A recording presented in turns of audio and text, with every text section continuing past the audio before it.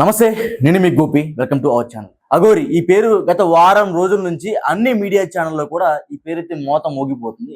So గత 2 రోజుల క్రితం నుంచి ఇంకా ఈ పేరు ఇంకా ఎక్కువ మోత మోగిపోతుంది. కానీ నిన్న మధ్యాహ్నం నుంచి ఒక వీడియో అయితే బాగా వైరల్ అవుతుంది. అఘోరి శ్రీవర్షిని ఇద్దరు కారులో కూర్చొని మేము ఇక ఆంధ్ర తెలంగాణకి తిరిగి వచ్చేదే లేదు, ఆ 2 రాష్ట్రాలు కళ్ళు కూడా మేము చూడమని నిన్న ఒక వీడియో రిలీజ్ చేశారు. మేము ఇక్కడ నుంచి కేదార్నాథ్, కాశీ, హిమాలయ పర్వతాలకు వెళ్ళిపోతున్నట్టు అయితే నిన్న ఒక వీడియో పెట్టారు. దాని తర్వాత ఇప్పుడు దాకా మీడియాలో చేసే ఏదైతే ఈ నానా బీభత్సం ఉందో ఇవన్నీ కూడా మొదలు పెట్టింది వాళ్ళే, స్టార్ట్ చేసింది వాళ్ళే, ఇప్పుడు మధ్యలో ఉన్నారు, ఇంకా చాలా ఉంది మీ కథ అంతా. సో వీళ్ళు ఏమంటున్నారంటే మీడియా వాళ్ళు చేసే ఏదైతే ఈ వీడియోల వల్ల, ఈ చర్చల వల్ల వాళ్ళు ఆత్మహత్య చేసుకుంటా అంటున్నారు. సో లాస్ట్ టైం కూడా మీ అందరూ కూడా గమనించవచ్చు, అఘోరి ఎప్పుడైతే ఈ తెలంగాణ రాష్ట్రంలోకి అడుగు పెట్టిందో అప్పటి నుంచి కూడా నేను చచ్చిపోతా అన్నది. అప్పుడు సనాతన ధర్మం కోసం చచ్చిపోతా అన్నది, ఇప్పుడు శ్రీవర్షిని కోసం చచ్చిపోతా అన్నది. అప్పుడు సనాతన ధర్మం కోసం ఇదే సికింద్రాబాద్ లో ఏదైతే ఈ కాళీ అమ్మవారి దగ్గర కాలు పెట్టి కొంతమంది తన్నారు. అప్పుడే ఎవరైతే ఈ అఘోరి వచ్చినప్పుడు పెట్రోల్ పోసుకుని నేను తగలబడిపోతా ఒక డేట్ ఇచ్చింది. ఆ డేట్ కల్లా మంగళవారం అనుకోండి, సంథింగ్ మంగళవారం వచ్చి చనిపోతా అన్నది. అప్పుడు ఇంకా మళ్ళీ అఘోరి ఆ చుట్టుపక్కల కూడా రాలేదు. అప్పటి నుంచి అఘోరి కొంచెం ఫేమ్ అవుతా వచ్చింది. అప్పట్లో అఘోరి ఏమన్నదంటే ఆడపిల్ల పెళ్లి చేసుకుంటే అది సనాతన ధర్మానికి విరుద్ధం అని ఒక వీడియో చేసింది. ఒకసారి ఆ వీడియో వినిపించే ప్రయత్నం చేస్తా. సో ఒకసారి చూడండి. మరి మన సంస్కృతిలో, మన సనాతన ధర్మంలో, మన హిందూ సాంప్రదాయాలలో ఇది ఎక్కడన్నా ఉందా? ఒక ఆడపిల్లకి తాడి కట్టడం ఉందా? మన సభ్య సమాజానికి ఏం మెసేజ్ ఇద్దాం అనుకుంటున్నారు వాళ్ళు? నేను అదే అడుగుతున్నా కదా. నువ్వేం మెసేజ్ ఇచ్చావు? సనాతన ధర్మంలో ఒక ఆడపిల్లకి ఇంకో ఆడపిల్ల తాళి కట్టకూడదు అంది. నీకు అసలు మేకు లేదు, అప్పుడు నువ్వు ఆడపిల్ల కిందే. సో ఇప్పుడు నువ్వు ఒక ఆడపిల్లకి తాళి కట్టినట్టే కదా. అసలు అఘోరీలు పెళ్లి చేసుకుంటారు అనేది ఇది ఒక విచిత్రం. నేను ఎప్పుడు వెళ్ళా, ఎక్కడా చూడలా, ఇంక్లూడింగ్ కాశీ నువ్వు చెప్పే ఏదైతే హిమాలయ పర్వతాలు కూడా నేను చూడలా. నీలాగనే వాళ్ళు కూడా ఈ బుద్ధి మొత్తం మొహానికి పూసుకొని భస్మం పూసుకొని ఆ శివుణ్ణి ప్రార్థిస్తూ ఉంటారు. కానీ నువ్వు శివుణ్ణి ప్రార్థించడం కాదు, అమ్మాయిని ప్రార్థిస్తున్నావు. ఒక అడ్వకేట్ నే మోసం చేసిందిరా నాయన.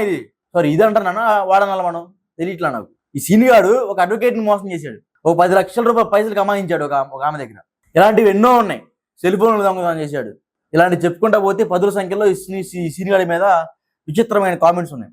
ఈ సీనిగాడి కోసం ప్రత్యేకంగా పోలీసు వారు భద్రతా బలగాలను వెంటేసుకొని ఎక్కడ కనపడేది అక్కడ వితిన్ ఫ్యూ డేస్ లో వాడిని అయితే అరెస్ట్ చేయబోతున్నారు. వాడిని అరెస్ట్ చేయగానే ఫస్ట్ జరిగేది ఏంటంటే నీ మక్కలు ఎరగొడతారు పోలీసులు. సెకండ్ ఏంటంటే ఇంకా నాకు అది వేరే బూతులు వస్తున్నాయి, అవన్నీ మనం మాట్లాడకూడదు కాబట్టి సో ఇక మీరే ఆలోచించుకోండి. నెక్స్ట్ టైము నేను అఘోరి అని చెప్పుకోవడానికి కూడా భయపడే విధంగా పోలీసులు అయితే అతన్ని ట్రీట్ చేయబోతున్నారు, చాలా మర్యాదపూర్వకంగా.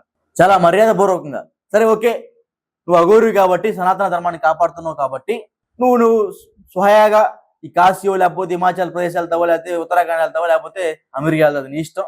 కానీ నీ వెంట ఈ శ్రీవర్షిని అనే ఒక అమ్మాయిని తీసుకెళ్ళి వాళ్ళ కుటుంబ సభ్యుల్ని బాధ పెట్టే విధంగా, వాళ్ళ నాన్న నేను చనిపోతా అంటున్నాడు, వాళ్ళ అమ్మ నాకు హార్ట్ స్ట్రోక్ ఉంది, షుగర్ ఉంది, మా అమ్మాయిని అల్లారి ముద్దుగా పెంచుకున్నాం, అటిటిగానే వచ్చి మా కూతురుని తీసుకెళ్తుంటే మేము ఎలా చూస్తూ ఉండాలని వాళ్ళ తల్లిదండ్రులు అయితే ఆవేదనకు గురవుతున్నారు. వాళ్ళ తల్లిదండ్రులు సో ఇప్పటికి కూడా వాళ్ళు ఒకరోజు అంటే ఒక పూట అన్నం తింటే 2 పూట అన్నం తినట్లేదు. వాళ్ళ బాధ ఎవరో చెప్పుకోవాలి. కొన్ని మీడియా ఛానల్స్ ఇంకా వాళ్ళని ఎంకరేజ్ చేస్తూ ఎక్కడున్నారు, ఏం చేస్తున్నారు అని వాళ్ళని ఇంకా ఎంకరేజ్ చేస్తున్నారు. సో ఇదంతా కూడా అఘోరి గురించి మాట్లాడుకుంటే ఇప్పుడు మనం శ్రీవర్షిని గురించి మాట్లాడుకుందాం. యాక్చువల్గా శ్రీవర్షిని అనే అమ్మాయి ఇన్స్టాలో అందరు ఆడపిల్లలు చేసే విధంగానే కొంచెం రీల్స్ అవి చేస్తూ ఉంటుంది. చేసే క్రమంలో ఎప్పుడో ఒక అమ్మాయికి ఒక బుద్ధి పుట్టింది, అరే మనం ఫేమస్ అవ్వాలంటే ఏదో ఒకటి చేయాలి. సో చేస్తూ కొన్ని రీల్స్ చేసింది.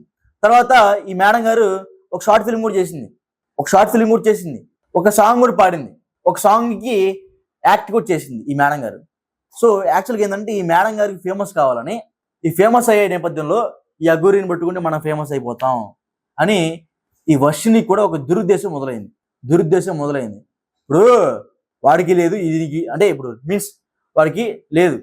ఇప్పుడు ఒకవేళ రేపు పొద్దున అమ్మాయి తిరిగి వచ్చింది అనుకో, మళ్ళీ అమ్మాయి పెళ్ళి అయిపోద్ది. ఎందుకంటే వాడు ఏం చేసి ఉన్నాడు, వాడు ఏం చేస్తాడు, వాడు మగవాడైతే వాడు చేస్తే భయపడాలా. వాడు ఏం చేసి ఉన్నాడు, వాడు ఏం చేయలేడు కూడా. సో అమ్మాయి రిటర్న్ వచ్చినా సరే అమ్మాయి జీవితం హ్యాపీ, అమ్మాయి జీవితం చాలా హ్యాపీగా ఉంటుంది రిటర్న్ వచ్చినా సరే వెంటనే. సో ఎందుకంటే వాడు ఏం చేయలేడు కాబట్టి. సో నీ శీలం ఇంకా అప్పుడు నిలబడి ఉంటుంది కాబట్టి మళ్ళీ పెళ్ళి అయింది, నీకు ఇబ్బంది లేదు. కానీ ఈ క్రమంలో మీ పేరెంట్స్ బాధపడే బాధ అతీతం, వర్ణాతీతం. అది ఇప్పటికి కూడా వాళ్ళు సరిగా అన్నం తినట్లేదు. కొన్ని వేల రూపాయలు ఖర్చు పెడుతున్నారు మా కూతురు ఎక్కడుందని వెతుకులాటానికి, లాయర్లు ఖర్చు పెడుతున్నారు. ఇవన్నీ కూడా నువ్వు మనసులో పెట్టుకుని ఇప్పటికైనా తిరిగి రావాలని మీ పేరెంట్స్ నేను కోరుతున్నారు. అమ్మా నీతో మాట్లాడాలమ్మా అంటే నీతో మాట్లాడదలుచుకోవట్లేదని వర్షిని అంటుంది, నీతో మాట్లాడదలుచుకోవట్లేదని వర్షిని అంటుంది.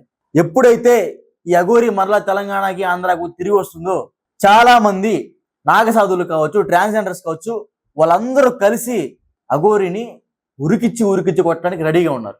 అఘోరి చనిపోతాని బెదిరిస్తుంది కదా, ఈసారి అఘోరి చనిపోవటాన్ని బెదిరియటం కాదు, ఈ ట్రాన్స్జెండర్స్, ఈ నాగసాధువులు, ఈ పూజారులు చంపేస్తారు ఈసారి. ఈరోజు చూస్తే మొన్న 14 అఘారాలకు సంబంధించిన ఎవరైతే అఘోరాలు ఉన్నారో సో వాళ్ళందరూ ఒక నివేదిక ఇచ్చారు. ఈ అఘోరికి మా అఖాడాలకి ఎటువంటి సంబంధం లేదు, అది ఫేకు, ఆ సీనిగాడు ఫేకు అని వాళ్ళు ఒక నివేదిక ఇచ్చారు. అంటే ఏంది, ఎవరైతే అఘోరాలకు సంబంధించిన నాయకులు ఉంటారో మొత్తానికి 14 అఘోరాలు సంథింగ్ ఏదో ఉంటాయి. ఆ అఘాడాల్లో ఈ సీనిగాడి పేరు ఎక్కడా లేదు. సో ఇది ఫేక్ అని అర్థమైపోయింది. ఆ కారు ఎవరి దగ్గర కొట్టేశాడంట, ఆ కారుకి నెంబర్ ప్లేట్ కూడా సరిగ్గా ఉండదు. మంత్రాలు వచ్చండి వాడికి ఏంది ఓం భీం క్లూం క్రోమ్ ఇది అన్నాడు మొన్న. అది మంత్రాలా? నీ మంత్రాలకి చింతకాయలు కూడా రావు. ఎవరిని భయపెడుతున్నావు నువ్వు?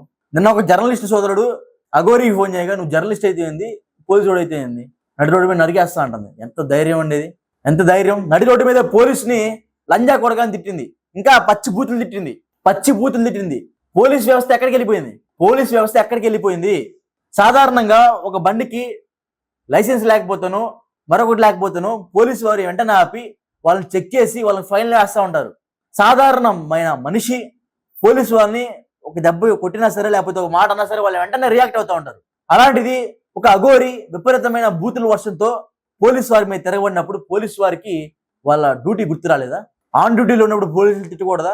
పోలీసు వారు అఘోరిని రక్షించడానికి వచ్చినప్పుడు, చుట్టుపక్కల వాళ్ళు కంప్లైంట్ చేసినప్పుడు ఆమె ఎక్కడి నుంచి పంపించడానికి పోలీసులు వస్తే ఆ టైంలో పోలీసులు అన్న మాటలు లంజా కొడక ఏదో ఇంకా చాలా అన్నారు.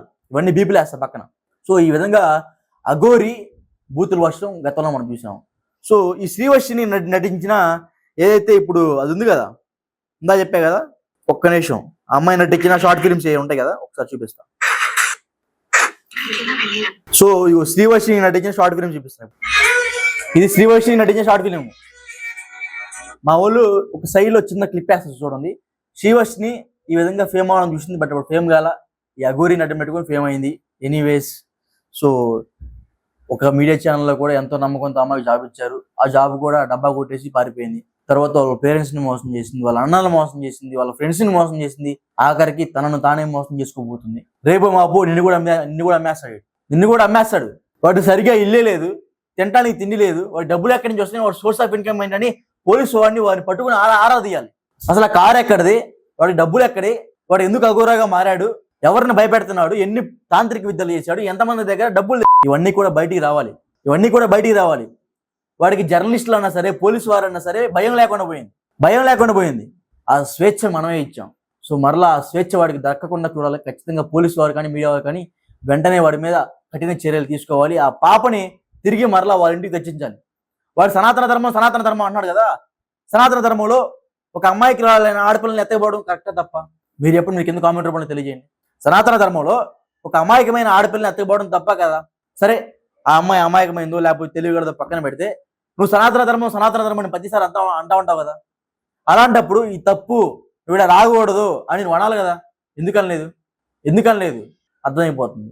వాడు పేరుకే లింగం లేనోడు, కానీ ఈ కోరికలు, కామ, క్రోధ అన్నీ ఉన్నాయి వాడి దగ్గర.